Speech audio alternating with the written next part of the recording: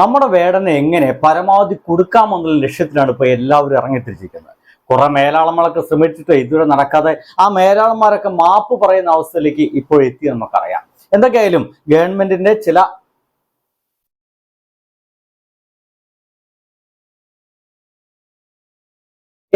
Government ചില ഇടപെടലുകൾ കാരണം വേടൻ ഇപ്പോൾ അത് സ്വതന്ത്രമായിട്ട് നടക്കുന്നുണ്ട് നമുക്ക് പറയാം. എന്തൊക്കെയായാലും എന്റെ പ്രിയ സുഹൃത്തുക്കളെ, വേടനെതിരെ ഒരു പുതിയ കേസ് വന്നിട്ടുണ്ട്. വേടർ മഹാസഭ എന്ന് പറയുന്ന ഒരു മഹാസഭയുണ്ട്. ഒരു താഴ്ന്ന ജാതിക്കാരുടെ ഒരു വലിയ സംഘടനയാണ്. വേടർ എന്ന് പറയുന്ന വിഭാഗക്കാരുടെ സംഘടനയാണ് വേടർ മഹാസഭ. ആ വേടർ മഹാസഭ പറഞ്ഞിരിക്കുന്നത്, വേടൻ ഞങ്ങളുടെ കുലത്തിന്റെ പേരാണ് ഉപയോഗിച്ചിരിക്കുന്നത്, അതുകൊണ്ട് തന്നെ അവൻ മാപ്പ് പറയണം. ഒന്നെങ്കിൽ പരസ്യമായിട്ട് മാപ്പ് പറയണം, അല്ലെങ്കിൽ 25 ലക്ഷം രൂപ ഇവർക്ക് കൊടുക്കണം എന്നാണ് പറയുന്നത്. അതായത് ഇവരുടെ അനുവാദമില്ലാതെ ഇവരുടെ പേര്, ഇവരുടെ ജാതി പേര് വേടൻ ഉപയോഗിച്ചെന്ന് പറയുന്നത് എനിക്കിപ്പോഴും മനസ്സിലാവുന്നില്ല. എന്തിനാണ് വേടനൊക്കെ നിൽക്കുന്നത്? വേടൻ തന്റെ പാർട്ടിയുടെ ഒക്കെ പറയാൻ ശ്രമിക്കുന്ന ഒരു രാഷ്ട്രീയം എന്തെന്ന് ഇപ്പോഴും ഈ വേടർ മഹാസഭയ്ക്ക് മനസ്സിലായിട്ടില്ല. എന്തായാലും വേടർ മഹാസഭ മനസ്സിലാക്കേണ്ട ഒരു കാര്യം എന്താണെന്ന് വെച്ച് കഴിഞ്ഞാൽ, ഈ കേസ് നിലനിൽക്കില്ല. തീർച്ചയായിട്ടും കേസ് നിലനിൽക്കില്ല. ഈ കേസ് നിലനിൽക്കൽ വേടർ മഹാസഭ ചെയ്യേണ്ട ഒന്നാമത്തെ കാര്യം, ഈ വേടർ എന്ന് പറയുന്ന ആ ഒരു പേര് അവർക്ക് മാത്രം ഉപയോഗിക്കാൻ പറ്റുന്നതാണെന്ന് തെളിയിക്കാൻ കഴിയണം, കോടതിയിൽ തെളിയിക്കാൻ കഴിയണം. അത് അവരുടേത് മാത്രമാണെന്നുള്ള എന്തെങ്കിലും തെളിവ് അവർക്ക് മുന്നോട്ട് വെക്കാൻ സാധിക്കണം. വേറെ പ്രശ്നമുണ്ട്. വേടർ എന്നുള്ള പേരല്ല ഉപയോഗിച്ചിട്ടുള്ളത്, വേടൻ എന്നുള്ള പേരാണ്. ഈ വേടൻ എന്നുള്ള പേരും വേടർ എന്നുള്ള പേരും ഒന്നാണെന്ന് ഇവർക്ക് പിന്നീട് സ്ഥാപിക്കേണ്ടി വരും. എന്ന് വെച്ച് കഴിഞ്ഞാൽ ഈ വേടൻ എന്ന് പറയുന്ന നമ്മുടെ ഹിരൺദാസ് മുരളി ചാർത്തിയിട്ട, അവന് തന്നെ സ്വന്തമാക്കി അവനിട്ട വേടൻ എന്നുള്ള ആ ഒരു പേര് വേടർ എന്നുള്ള പേരുമായിട്ട് സമമായിട്ട് നിൽക്കുന്നതാണ്, ഒരർത്ഥമുള്ളതാണെന്ന് ഈ ഒരു സഭയ്ക്ക് തെളിയിക്കാൻ കഴിയുന്ന അർത്ഥം. എന്തൊക്കെയായാലും ഇവനെ എങ്ങനെയെങ്കിലും പൊളിക്കുക, ഇവനെ തകർക്കുക എന്നത് മാത്രമാണ് ലക്ഷ്യം. അഭിഭാഷകനായ പനമ്പിൽ എസ് ജയകുമാർ മുഖേന വേടർ മഹാസഭ സംസ്ഥാന ജനറൽ സെക്രട്ടറിയായ ശാസ്താംകോട്ട മണിയാണ് വക്കീൽ നോട്ടീസ് അയച്ചത്. അപ്പൊ എനിക്ക് മനസ്സിലാവുന്ന ഒരു കാര്യം എന്ന് വെച്ച് കഴിഞ്ഞാല്, അങ്ങനെയാണെങ്കിൽ വേടർ എന്നുള്ള പേര് ഉപയോഗിച്ച്, വേടറിന്റെ പേരാണത്ര വേടൻ, എന്തായാലും ആ ഒരു പേര് ഉപയോഗിച്ചതിന്റെ ഭാഗമായിട്ട് 25 ലക്ഷം കൊടുക്കണം എന്ന് പറയുന്നത്. അങ്ങനെയാണെങ്കിൽ ശാസ്താംകോട്ട മണി, ശാസ്താംകോട്ട എന്ന് പറയുന്ന ആ ഒരു നാടിന്റെ പേര് ഉപയോഗിച്ചതിന്റെ ഭാഗമായിട്ട് ശാസ്താംകോട്ടക്കാരെല്ലാരും കൂടി ഒരുമിച്ചുകൊണ്ട് കേസ് കൊടുക്കുക എന്ന് കഴിഞ്ഞാൽ ഈ ശാസ്താംകോട്ട മണിയും കുടുങ്ങില്ലേ? ശാസ്താംകോട്ടക്കാരെ അനുവാദമില്ലാതല്ലേ ശാസ്താംകോട്ട എന്നുള്ള പേര് ഈ മണി എന്ന് പറയുന്ന വേടർ മഹാസഭയുടെ സെക്രട്ടറി, ജനറൽ സെക്രട്ടറി ഉപയോഗിച്ചിരിക്കുന്നത്. അങ്ങനെയാണെങ്കിൽ ശാസ്താംകോട്ടക്കാര് മുഴുവനായിട്ട് കേസ് കൊടുത്തു വിചാരിക്കുക, ഈ മണി എന്നാ ചെയ്യും? അപ്പൊ ഈ ശാസ്താംകോട്ട എന്നുള്ള പേര് ഒഴിവാക്കേണ്ടി വരില്ലേ? നോക്കി, ഇത്രയും ബാലിശമായ ഒരു കേസാണ് ഇവർ മുന്നോട്ട് വെച്ചിരിക്കുന്നത്. എനിക്ക് തോന്നുന്നത് ഈ ഒരു വേടൻ പ്രസിദ്ധമായതിന്റെ ഇടയ്ക്ക് ഒരു മൂലയ്ക്കൂടെ ഞങ്ങളെ പേര് കൂടി നാട്ടുകാർ അറിഞ്ഞോട്ടെ എന്നതിന്റെ ഭാഗമായിട്ടാണ് ഈ വേടർ മഹാസഭ ഇറങ്ങി തിരിച്ചിരിക്കുന്നത്. വലിയ സംശയമുണ്ട് കേട്ടോ. ഇവരെ പറയുന്നത് ഇവരെ അപമാനിക്കുന്നു എന്നാണ്, ഇവരെ ജാതി അപമാനിക്കുന്നു. അങ്ങനെയാണെങ്കിൽ ഏതൊക്കെ രീതിയിലാണ്, എന്തൊക്കെയാണ് ഈ ജാതീയമായ രീതികൾ? അതായത് വേടർ മഹാസഭ രീതി സഭയുടെ പ്രത്യേകമായ ജാതീയമായ ആചാരങ്ങൾ എന്തൊക്കെയാണ്, ആ ജാതീയമായ നടപ്പ് രീതികൾ എന്തൊക്കെയാണ്, ജാതീയമായിട്ടുള്ള അവർ കൊട്ടിഘോഷിക്കുന്ന കാര്യങ്ങൾ എന്തൊക്കെയാണ്, ഇത്തരം കാര്യങ്ങൾ എന്തൊക്കെയാണ് വേടൻ പരസ്യമായിട്ട് ഉപയോഗിച്ചിട്ടുള്ളത്? വേടൻ പരസ്യമായിട്ട് അവർ വല്ല ആചാര രീതികൾ സ്റ്റേജിൽ കാണിക്കുന്നുണ്ടോ? വേടൻ അവരുടെ ഏതെങ്കിലും ഒരു അനുഷ്ഠാനങ്ങൾ സ്റ്റേജിൽ കാണിക്കുന്നുണ്ടോ? അങ്ങനെയൊക്കെ ഉണ്ടെങ്കിൽ നമുക്ക് പറയാം ഇത് അപമാനിക്കുകയാണ്. നോക്കൂ, നമ്മുടെ കേരളത്തില് അങ്ങനെയാണെങ്കിൽ ആരൊക്കെ കേസ് കൊടുക്കണം? നോക്കൂ, കഥകളി പോലും ഏറ്റവും മോശമായ വേർഷൻസ് നമ്മുടെ പൂരപ്പറമ്പിൽ കാണാം.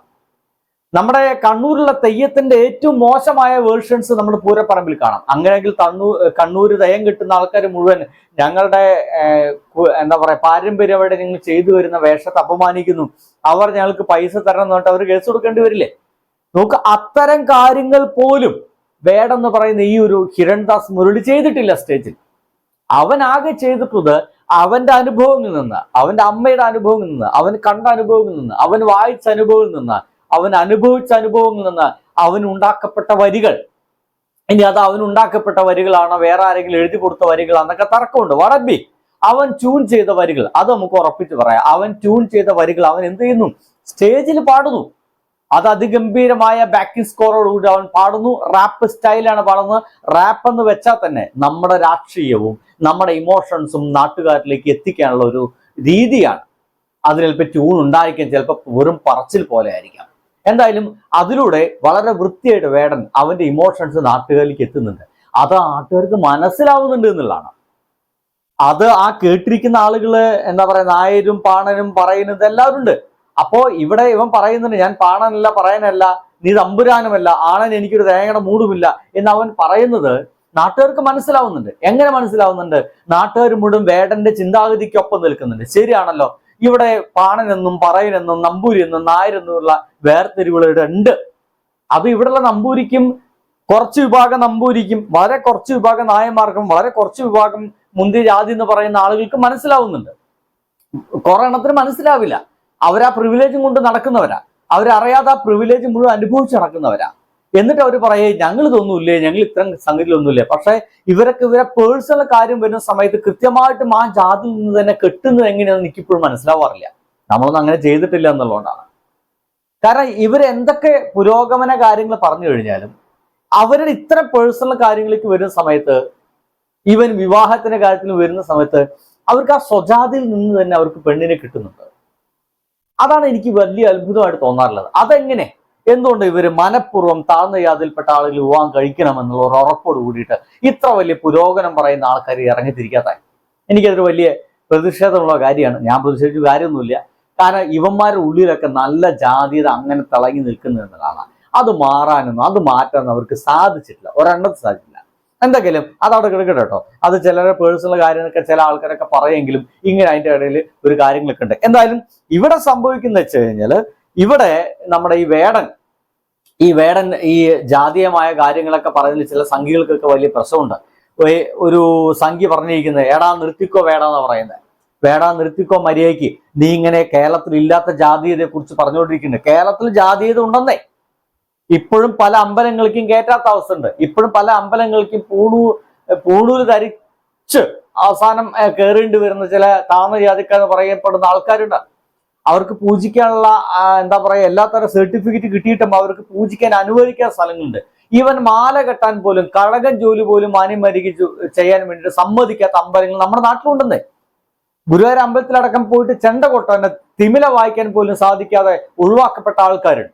ഇല്ലേ? ഉണ്ട്. അപ്പൊ ജാതീയത വളരെ അതിശക്തമായിട്ട് നല്ല കേരളത്തിൽ ഇപ്പോഴും നിലനിൽക്കുന്നുണ്ട്. അതിനുള്ളിലേക്ക് ഇറങ്ങിക്കഴിഞ്ഞാൽ മനസ്സിലാവുള്ളൂ. അപ്പൊ അതിനെതിരെ ശക്തമായിട്ട് പ്രതികരിക്കുന്ന ഒരു പുരോഗമന വ്യക്തിയായിട്ട്, അല്ലെങ്കിൽ ഒരു പുരോഗമന പ്രസ്ഥാനത്തിന്റെ ഒരു നേതാവായിട്ടൊക്കെ വേണമെങ്കിൽ നമുക്ക് വേടനെ കരുതാന്നുള്ളതാണ്. ഒരു പുതിയ നവോത്ഥാന കാലഘട്ടത്തിലെ നായകൻ എന്നൊക്കെ വേണമെങ്കിൽ നമുക്ക് വേടനെ വിളിക്കാം. അതല്ലാതെ വേറെ ഏത് മനുഷ്യനാണ് ഇങ്ങനെ ശക്തമായിട്ട് മുന്നോട്ട് വന്നിട്ടുള്ളത്? ഇങ്ങനെ ഈ വന്ന മനുഷ്യൻ ആർക്കൊക്കെ വേണ്ടിയിട്ടാണ്? അത് ഈ പറയുന്ന വേടൻ എന്ന് പറയുന്ന സമുദായങ്ങൾക്ക് കൂടി വേണ്ടിയിട്ടാണ് വേടൻ പ്രവർത്തിക്കുന്നത്. അത് ഈ മൊയ്ന്തകൾക്ക് മനസ്സിലായിട്ടില്ല. വേടൻ എന്ന് പറയുന്ന സമുദായങ്ങൾക്ക് കൂടി വേണ്ടിയിട്ടാണ് വേടൻ എന്ന് പറയുന്ന ഈ മനുഷ്യൻ ഇത്തരത്തിലുള്ള പാട്ടുകൾ ഉണ്ടാക്കി ഉറക്കപ്പാടി നാട്ടുകാരൊപ്പം കൂട്ടിയിട്ട് മുന്നോട്ട് പോകുന്നതും ആളുകളെ മനസ്സ് മാറ്റാൻ ശ്രമിക്കുന്നതും ആളുകളുടെ ചിന്താഗതി മാറ്റാൻ ശ്രമിക്കുന്നതും വേടൻ എന്ന് പറയുന്ന ഈ വിഭാഗങ്ങൾക്ക് പോലും മനസ്സിലായിട്ടില്ല എന്നതാണ് ഏറ്റവും വലിയ വിരോധാഭാസം.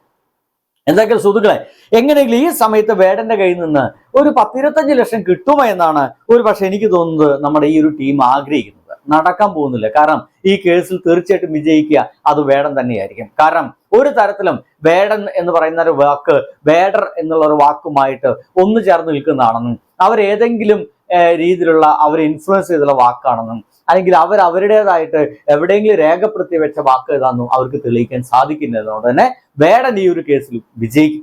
വെറുതെ ഇടയിൽ കയറിയിട്ട് ഒരു പേരുണ്ടാക്കാൻ നല്ലത്, അതിനപ്പുറത്തേക്ക് വേറെ ഒന്നും സാധിക്കില്ല. സുഹൃത്തുക്കളെ, വേടനോടൊപ്പം നിൽക്കുക, മനുഷ്യനോടൊപ്പം നിൽക്കുക, എന്നോടൊപ്പം നിൽക്കുക. ബൈ.